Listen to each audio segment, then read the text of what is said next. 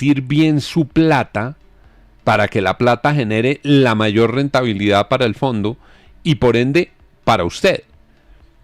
Y tiene la obligación de invertir bien. Es una responsabilidad de cuidado en el manejo de esa inversión. A lo largo de los años, los fondos han ido encontrando oportunidades de inversiones en el exterior, oportunidades en bonos, oportunidades en papeles, oportunidades incluso en acciones. Hay un portafolio que tienen los fondos en el exterior y ese portafolio le rinde a quienes han hecho el ahorro pensional. El gobierno de Colombia, que está buscando plata, que necesita financiarse, le ha dicho a los fondos: ustedes tienen que traer toda la plata que tienen en el exterior. La primera reacción de ellos es: oiga, y si yo empiezo a liquidar acciones de la noche a la mañana, lo que hago es perder una cantidad de plata de los futuros pensionados, del ahorro pensional. ¿Por qué ese cambio de reglas? ¿Por qué ese cambio de reglas? La persona clave en todo esto se llama Mónica Higuera. Y Mónica Higuera, cuando le contó el ministro y cuando supo que el gobierno tenía esta idea, les dijo: eso no está bien. Eso no está bien. ¿Y qué pasó? Don Santiago Ángel. Pues Juan, tal como usted lo señala, es que los fondos privados de pensiones tienen unos equipos enormes de personas muy preparadas, equipos estratégicos para determinar en dónde hacen inversiones fuera de Colombia para que esas inversiones puedan resultar en utilidades para los ahorradores. Y pueden ser inversiones en infraestructura, en bonos de otros estados, en proyectos de gobierno, etcétera. Y pues hacen esas inversiones además con el criterio de menor, medio o más alto riesgo para que las utilidades varíen. El gobierno las últimas semanas en esta conversación sobre el decreto de emergencia económica estuvo discutiendo la posibilidad, y así lo dijo en su momento el ministro de Hacienda, Germán Ávila, que por orden del presidente de la República debían traerse a Colombia 120 billones de pesos de esas inversiones de los fondos en el exterior. ¿Para qué? Para que fueran invertidos en el país. Pues hubo una funcionaria, Mónica Higuera, que levantó la mano y dijo: no, esto no se puede hacer, es antitécnico y es un riesgo para el dinero de los ahorradores. No solamente levantó la mano, Juan, sino que renunció a su cargo. Ella era la cabeza de la unidad de proyección normativa y estudios de regulación financiera. Le dijo al ministro de Hacienda que se iba y además hizo público que no estaba de acuerdo y también cuáles eran los riesgos de esta decisión. Habló con nosotros. Esta es la entrevista. Luego ya con la administración del ministro Ávila, yo recibo una llamada de él a finales de octubre, mediados de octubre tal vez, y me manifiesta que debe haber un decreto en el cual se muevan los límites de inversión para traer 125 billones de pesos en 6 meses de los portafolios de alto riesgo y riesgo moderado, a lo cual yo le manifiesto una gran preocupación porque eso es prácticamente imposible, tal volumen de recursos en tan poco tiempo, porque además este tipo de inversiones son dispersas en productos y en plazos. Traer de manera abrupta esos recursos que están en mediano o largo plazo en productos que no son de fácil liquidez genera un riesgo para el dueño del dinero, que pues son los afiliados. ¿Y usted le dio esas advertencias puntualmente al ministro Ávila?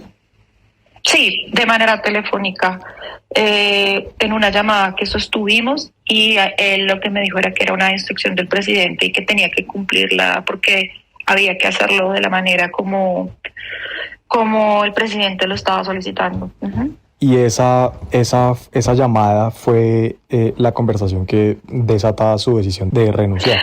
Se cita un consejo directivo que se cita, si no estoy mal, más o menos para el 20 de o octubre, si no estoy mal, y el ministro me dice que hay que traer los 120 en 6 meses y me dice que el viceministro Leonardo Pasos tiene las cifras. Yo le escribo al viceministro Pasos y le digo, por favor, viceministro, cuénteme cuáles son las cifras que usted tiene para respaldar, y me reenvía 120 en 6 meses.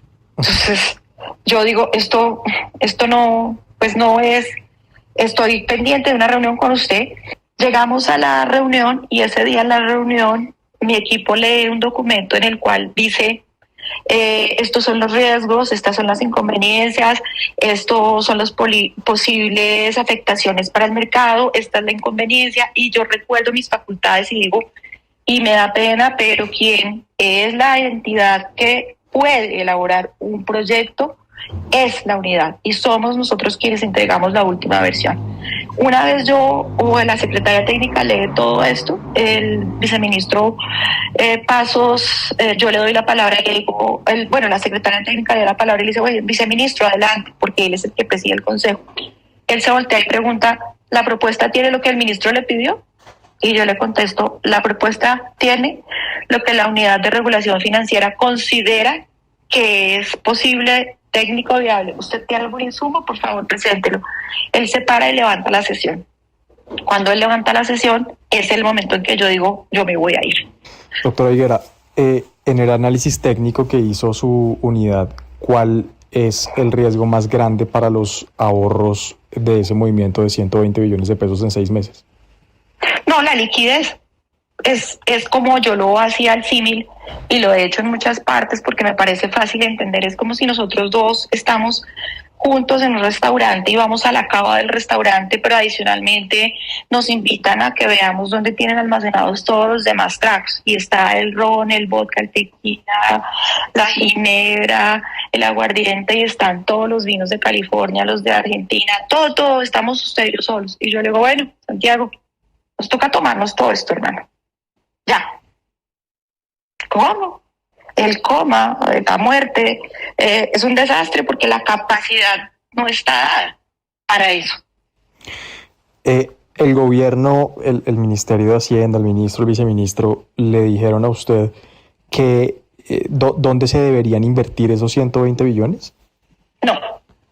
Me llama mucho la atención lo que me cuenta del ministro Ávila, doctora Higuera, porque es una historia que ya he escuchado antes con el Fondo Nacional del Ahorro. Yo no sé si usted leyó lo que nosotros publicamos, pero se dio una orden del presidente transmitida por el ministro de Hacienda al Fondo Nacional del Ahorro para sacar más o menos 1 billón de pesos de las utilidades y transferirlas directamente al Ministerio de Hacienda contra los estatutos del fondo y contra las alertas de varios funcionarios del Fondo Nacional con la preocupación, etcétera.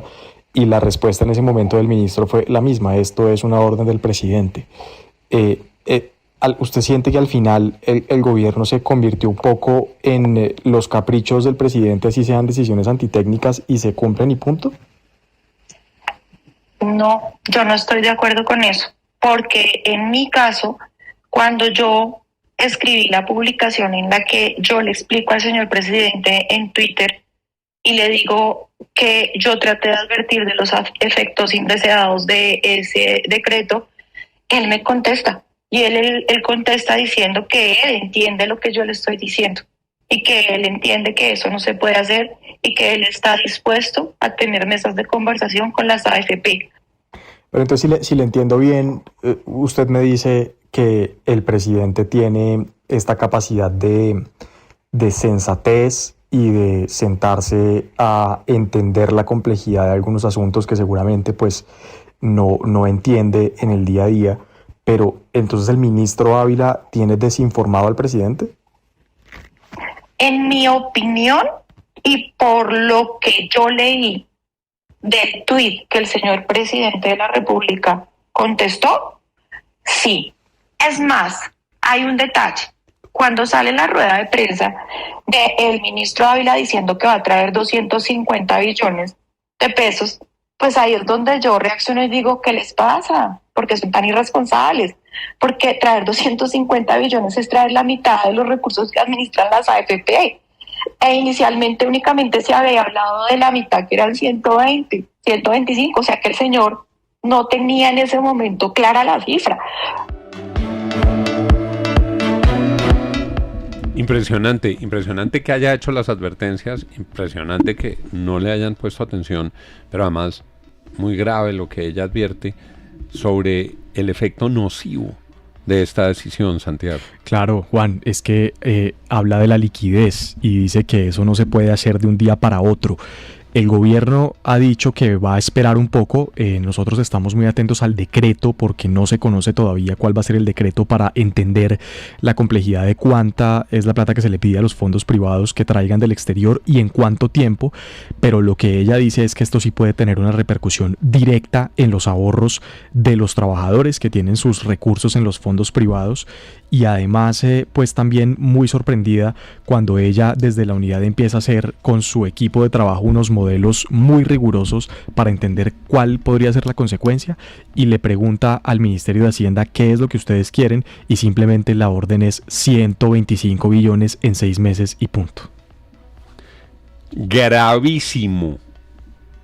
Ustedes acaban de oír a una funcionaria técnica que le dice al ministro y le dice al gobierno: no hagan eso porque es dañino, y que obviamente debe tener preocupados a quienes han ahorrado para su pensión futura en los fondos de pensiones, que habían ido a buscar inversiones seguras y rentables fuera del país. La ley lo permite, la ley lo establece, casi que la ley les da el mandato de buscar lo que es más rentable. Y ahora les dicen: no, tienen que liquidar eso a la carrera y solo aquí, y vengan seguramente a poner más y más TES, que es más y más deuda, para que el gobierno pueda gastar más y tapar más huecos de los que han seguido abriendo. Son las 8:24.